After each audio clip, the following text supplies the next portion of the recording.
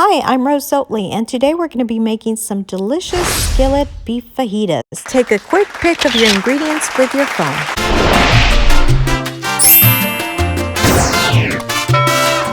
For fajitas, you want to use either skirt steak or flank steak. Today I'm going to be using skirt steak. Start by cutting long pieces in half. You always want to cut your meat against the grain. So if you turn it and see all these lines here, this is your grain. You want to flip it over and cut against it. We cut long, thin strips of meat. If you cut with the grain, you'll end up with tough meat, and you don't want that. For my marinade, I like to use a Ziploc bag, but you can use a bowl if you like. We're going to start with half cup of orange juice. Make sure your bag doesn't have any holes on the bottom. You want to squeeze 2 whole limes. Add 2 tablespoons of minced garlic, 1 tablespoon of cumin, 2 teaspoons of chili powder, 1 teaspoon of smoked paprika. We also want to add 3 tablespoons of olive oil and 2 tablespoons of Worcestershire sauce, which is the correct pronunciation. Did you know the sauce was actually named after the region it came from? A city in Worcester, England. And Shire is the British equivalent to our counties here in America. I used to always call it Worcestershire sauce, but if you think about it, New Hampshire is not pronounced New Hampshire. So anyway, go ahead and add salt and pepper to your taste.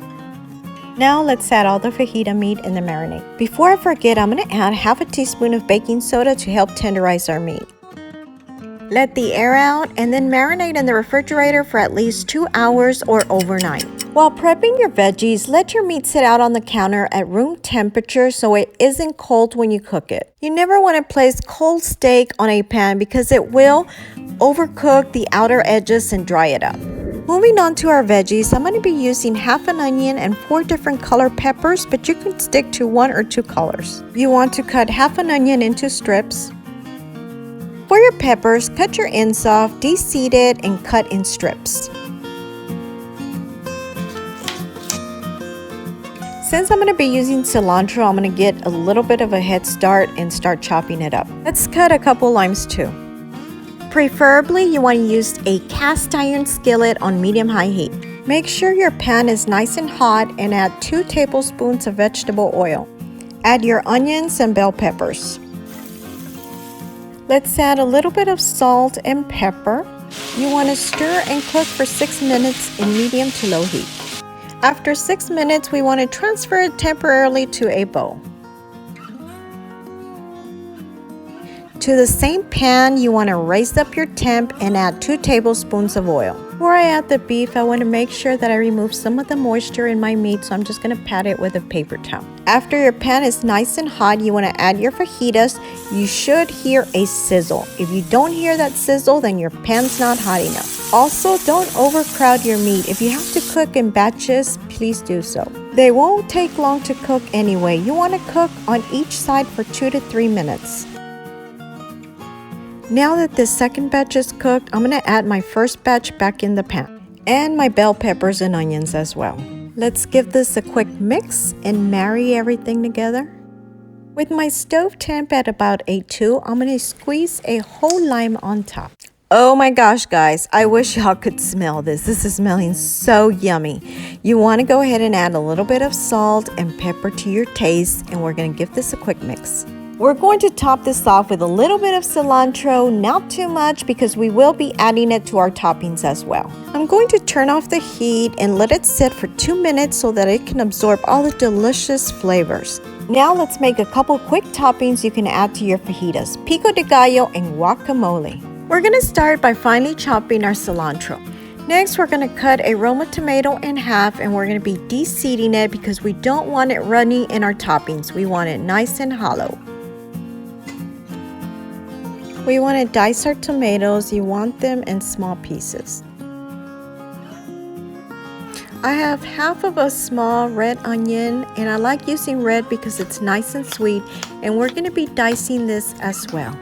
Next, I'm going to be using a jalapeno, and I'm going to go ahead and cut this lengthwise and de-seeded. Now, the next question is, how hot do you want it? Ooh, it is caliente. I actually don't like my food very spicy. I like it nice and mild, so I'm going to go ahead and de-seed my jalapeno. But by all means, if you like yours spicy, you can leave the seeds, or even for extra heat, use a serrano pepper and dice it up. Now, in a dip container, I'm going to add a few Roma tomatoes. You can add as little or as many as you want. You want to add your sweet onions, your cilantro, and a little bit of pepper, and give it a mix. I have a small container, so I'm just going to squeeze half a lime in here, and I should be good with that. I think I'm going to add just a few more tomatoes in here. We want to add a little bit of salt. And if you want, you can add a little bit of pepper if you like, but don't forget you already have peppers in there, so you really don't need it. Our Pico de Gallo is done. Let's set this aside. Let's move on to our guacamole, and who doesn't like a good guacamole? I know I do. All right, so we're going to be using 2 avocados. You want to cut them in half, and then with a spoon, just scoop them out. Alright, so I'm going to get all fancy here and use my mortar, but you really don't need one. You can just use a plate or a bowl and a fork or a masher to mash your avocado up. We're going to squeeze half a lime in here, and then I'm going to go ahead and mash this up with my little device. Again, you can just use a fork or a masher to mash it. Now let's go ahead and add a few onions. You can add as little or as much as you want. Add some tomatoes, a little bit of cilantro, and some jalapeno. I'm just going to lightly mix it all together.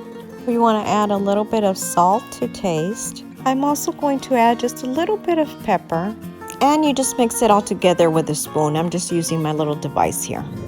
It's always nice to serve it straight from the mortar, but today I'm going to be using a dish. Besides using lime to prevent browning, I like to put the seed in there as well before serving. I think it really does help too. Okay, so to build your taco, you want to heat up a flour tortilla, add your fajitas and peppers with your guacamole, your pico de gallo, or whatever kind of topping you like. Squeeze a little bit of lime and devour it. You can also serve this with rice and beans. Be sure to check out my Spanish rice recipe on my page. Now let's go in and give this a try. So good. If you haven't already subscribed, please be sure to do so below or hit my little picture on the side. Also, don't forget to hit the little bell to get notified of all of my new videos, and please be sure to check out these links on the side. Share with your friends. Thanks for watching and your support.